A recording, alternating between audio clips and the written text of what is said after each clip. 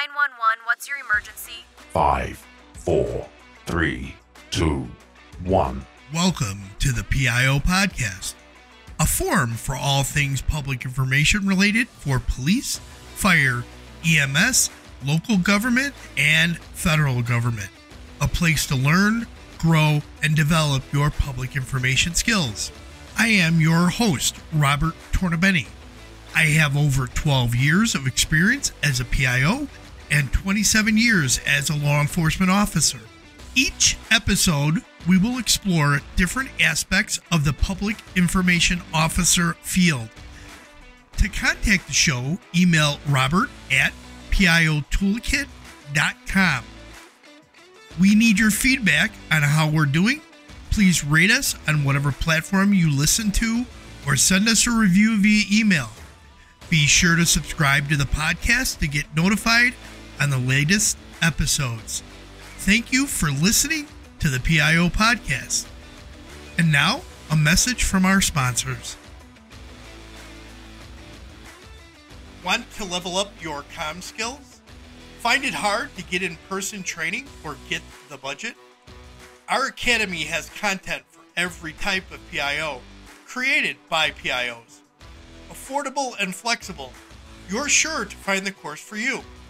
Subscribe now by heading to www.piotoolkit.com and find your next career development opportunity.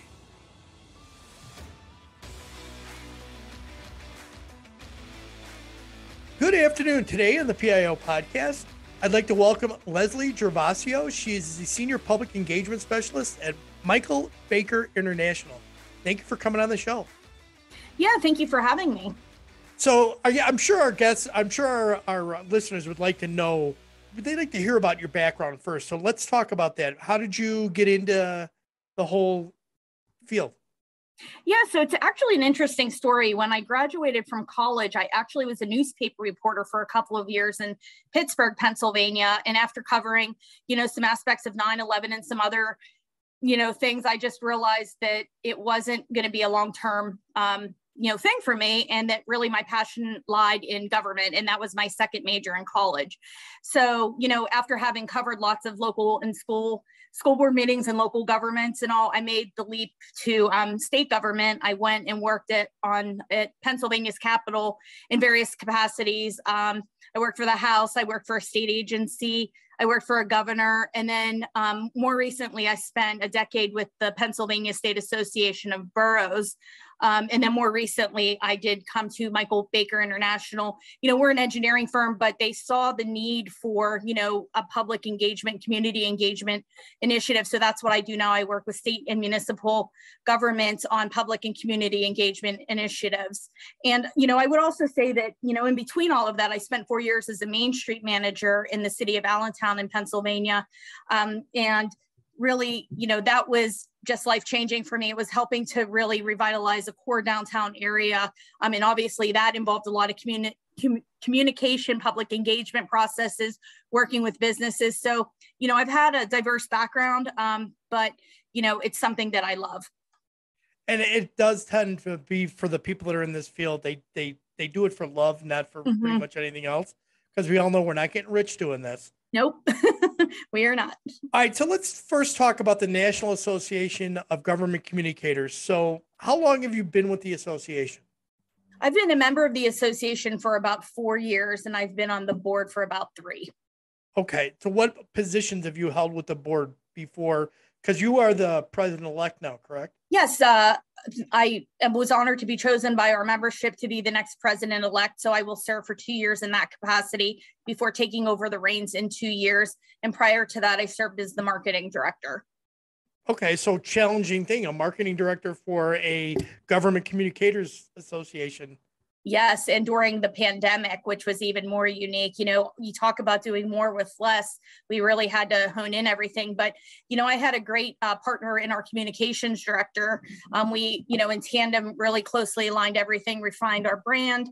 And we really tailored, what our marketing efforts would be through social media platforms and, other entities. And, we saw that our membership really, grew during that time because they saw the need that it was a changing time for communicators in, the government sector, and, really relied on us to, provide that guidance and support that they needed.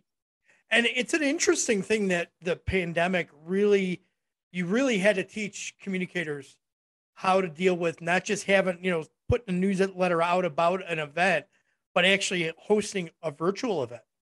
Yes. And we did that for the first time a couple of years ago. And it was one of our most popular events, and people really needed it. And even, the presentations, people were coming out of the woodwork with presentations that hadn't been done before. And, it just felt like a really good event.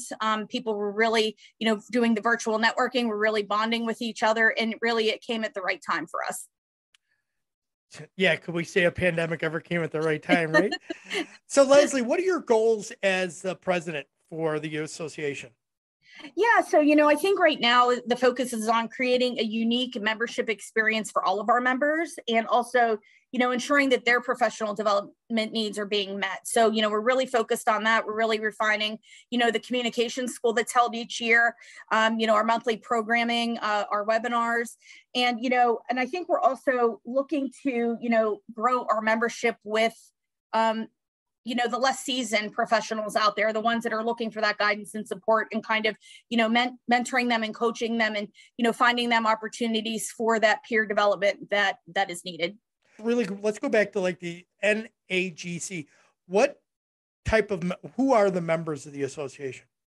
Yeah, so it's a really diverse membership from across the country. We even have members in Guam.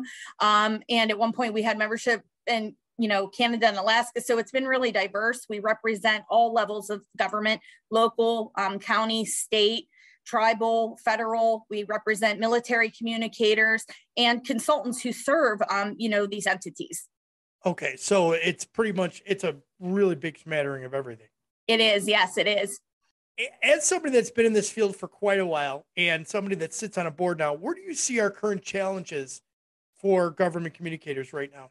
Oh, yeah, I think there's a few. I think, combating disinformation is always one. I think we're challenged more than ever with that. And I think obviously that's been impacted by, social media. Everybody has to be first, or everybody's battling, the other outlets for communication. And, for us, it's, what is the message that needs to be seen and needs to be heard. And, sometimes it's a challenge when you put the message out there and somebody else is saying the opposite thing in the same platform. So I think, disinformation is just critical. I think too, obviously budgets and staffing, doing more with less continues to be a challenge. I think there's some misconception out there, as you pointed out earlier, that, government communicators are, the wealthiest bunch in the world, and that agencies are, fraught with all this money. And in fact, unfortunately, marketing and communications budgets are oftentimes the first that get cut. And I do get concerned too about burnout, because I think we've all been there at some point where, these jobs are not 9-to-5 jobs. They're not 8-to-5. They're not 8-to-6. You're on call on evenings and weekends sometimes, when you're handling, public meetings, crisis mode, national landscape issues. So it really is, a challenging time for communicators. Okay, so let me throw this at you. So the disinformation issue right now, before, communicators in the past, they'd put something out about, it could be anything. Let's talk about like a new business in town that might or might not have a country. Let's pick like a gun range. That could be very controversial depending on where you are in the country and then its location. And in the past, it would go out, and then you would have those people show up at board meetings and complain about it and so on. But now you have that whole sector that works in the internetscape and the unknown, where they put information out. How, as a government communicator, how do they need to monitor that, or what do they use to monitor that? Well, one thing I would say is I think, everybody was kind of scared of the virtual world. And I think for me, the experience was that the virtual world really helped our local governments in Pennsylvania anyway, and our state agencies really engage. You were able, by doing things virtually, able to attract more people who might have not been able to engage before because, they had kids or they were out of town for work or whatever. But at a click of a button, they were able to, hone into, a Zoom meeting or, to hear a public meeting or be a part of that process. And I think a lot of governments got more sophisticated in the information they put out there and how they put it out there. I think I saw a lot of websites updated. I saw a lot of social media that maybe hadn't been used before, really streamlined and utilized the way it should be. And I saw like people really developing and refining who they communicated with, reporters, with their audiences. Like I just saw a lot of cleanup efforts that maybe hadn't been a focus before. And maybe part of that was because people couldn't travel for work and, needed projects to do and just realized that, hey, this is what we need to do to be able to communicate. But, I think there's a lot of approaches, and it's obviously not the same in every, for every entity in every state. It varies, but that is my experience. Okay. So I want to talk about a Ring Central blog, and this was the top 5 citizen communication challenges for government agencies. So there were 5 factors in there, and picking one of these challenges, and I'll read them all off. Which one do you think may be addressed with the least amount of financial burden on an agency? The first one is digital innovation gap between government entities and private sector. The second is lack of cross-platform access for citizen outreach, poor response levels and inefficiencies, lack of citizen engagement due to poor information sharing, and inequitable distribution of and access to information. So which one would you say would be the least burden to an agency? Least financially burdensome? Yes. I would say probably would be the lack of a cross-platform access for citizen outreach. I think that, the infrastructure is there. It's, how do you connect everybody and making sure that you're communicating across a diverse platform? A lot of times the content's already there, but it's how you place it and where you place it. So, I think all of these, again, going back to, marketing and communication budgets, they're all important. And I think, and I do think too, the broadband access is improving in areas that hadn't been, accessible before. So I think that that's going to help across a broad range. I think we're going to see that, countrywide. I don't think it's going to be in the next year or two. It's going to be over a period, 5 to 7 years, but I think it is happening, and that's going to change everything. In Pennsylvania, it's a mostly rural state outside of like Pittsburgh and Philly and a few, cities here and there. We have a very rural state, and, we call it the T part of the state, across the northern tier, down the middle, very rural, very challenged by the lack of broadband. And we're really excited with a lot of the broadband access that, is being expanded right now. We need to take a break right now so we can take care of some business. Visit go.lawpublications.net/law digital to schedule a free demo. And now back to the show. Okay.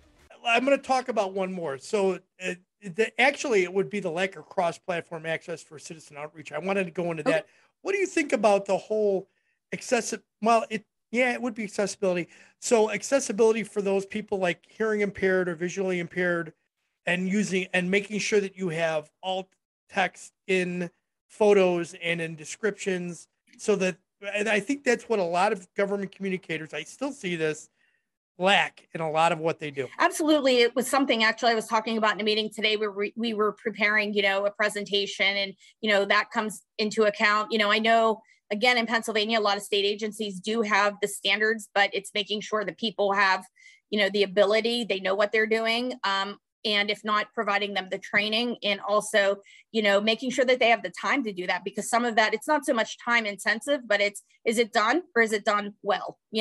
I've seen things where people get a little sloppy and they'll just put like picture with a person instead of a little more description. So, I do think when you want to do things and say you're really trying to communicate with diverse audiences or meet the need of the underserved, you really need to make sure you're doing it right. So. All right. So in today's day of the more modern person, the young people that have the TikToks and all the other platforms, and then our age group is we still have a very older community in the country. Mm-hmm. How do we reach out to them as government communicators? Because it seems like we're all going to digital in one way, shape, or another. How do we address that? Yeah, I think it's a bunch of things. I think, I know, I'm on Facebook, and for me personally, I use Facebook, for my personal, communication, and I use LinkedIn and Twitter for my news and for my, professional stuff. But I think, there are a lot of older people who are using, Facebook, and they're getting their news from Twitter. And, a lot of these older people weren't able to see family for 2 or 3 years. And so they really learned to get connected, to those platforms. So I think, I think it is realizing that they're on there, but also that how you message, you don't message the same on every platform. So making sure the message is tailored. I do think, in my field, public engagement is key, community engagement. I know they're not interchangeable, but people sometimes do interchange them.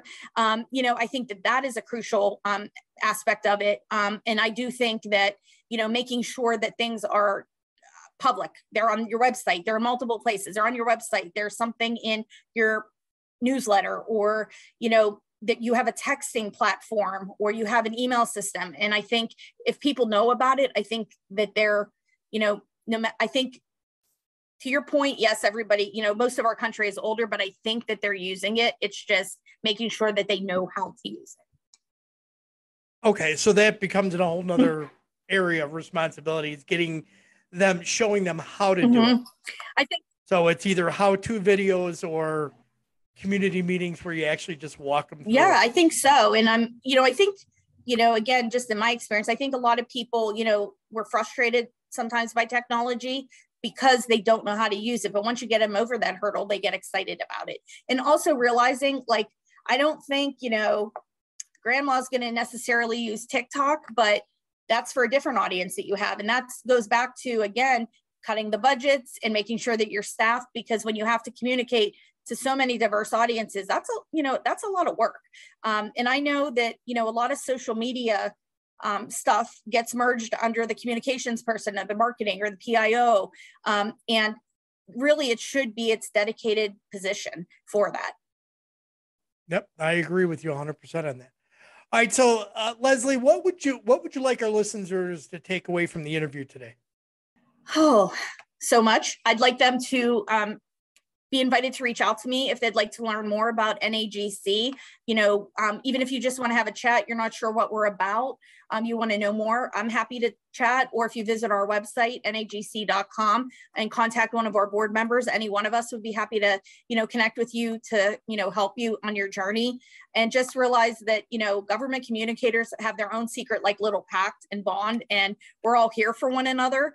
So I think we all have something to offer each other and resources. So whether it's on LinkedIn or, organizations that you belong to professionally in your communities or your state or nationally, making sure that you use them. Because when I ran into, where I was at a point where I needed some, just professional development and mentorship, that's when I found NAGC. It fell in my lap, and it was, the best decision that I made, for me. Right. I agree with you. If people forget to use those association and networks, they're really handicapping themselves in a sense. And I'll give you a great example. A very good friend of mine was the primary PIO on the incident that occurred in Highland Park in Illinois last week over the 4th of July. And another PIO that is in an agency from about 60 miles away went to assist him. And that community did not have a PIO, but they brought in the specialist from the county. And then this other person came along to back him up. And it wasn't because, it was agreed upon. It's just something that you just do. Well, and to that point, we have a colleague who she just left the board, but she was our education director for a while. She works for FEMA, and she goes out and handles a lot of the crises that occur. And one thing that she and I had talked about that no one thinks about in some of those situations is the mental health of, the person that's responding, the spokesperson, the elected officials, and just the burden it puts, on them. So, it's when you have to tell a story like that and be on call and respond, you're not thinking about your mental health. And she said to me, you had to hold it together and hold your emotions in, and then you leave and it's like, then what do you do? It's almost, you're in a personal crisis mode. So how do you manage that? And I think that that's critical and something, that we all need to consider. And that ties into burnout, that ties into, frustration and how you present your work. So there's lots of things that go into it. That's an interesting aspect. I think I'm going to have to look into somebody that I'd like to talk to about for the podcast about dealing with the stress, but the post-stress event, and that what it does to the communicator. So thank you for bringing that up. I appreciate that. All right. So we're going to lighten this up a little bit and go to some rapid fire questions. These will be pretty easy for you. Texting or talking? Talking. Place you most want to travel to? Venice. Coffee or tea? Neither. I'm caffeine free. Ooh. Double dipping at a party, is it ever acceptable? Not unless you're a party of one. Your drink of choice? A Mai Tai. Invisibility or super strength? Super strength. Who inspires you? Oh, I've been inspired by so many people in my life. My mom, for some of the things she went through and professionally, and I get inspired, not necessarily communications related, but I'm an animal welfare advocate, and I get inspired by all the rescues and just what they go through. And, so I know that's a little broad, not quick, but that's your answer. That's perfect. That's fine.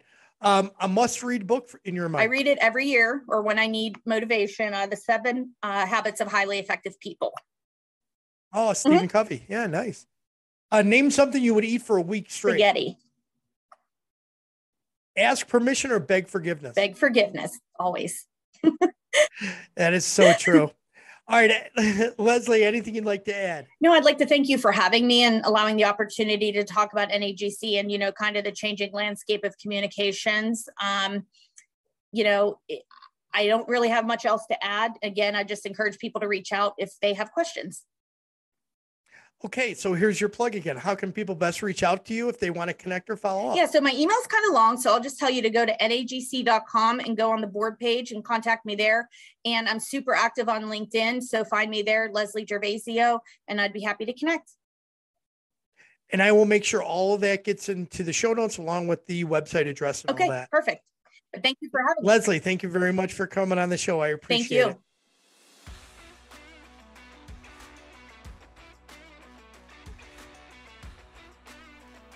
Law Publications is your department's one-stop solution for quality resources to amplify your community outreach efforts. Our product catalog includes books, flyers, coloring books, social media assets, and swag, giving your team the variety of tools they need to respond to any situation. Best of all, our books are customizable with your department's name and or program, is free of charge to departments through support from your local business community, helping to connect your department's work within your community.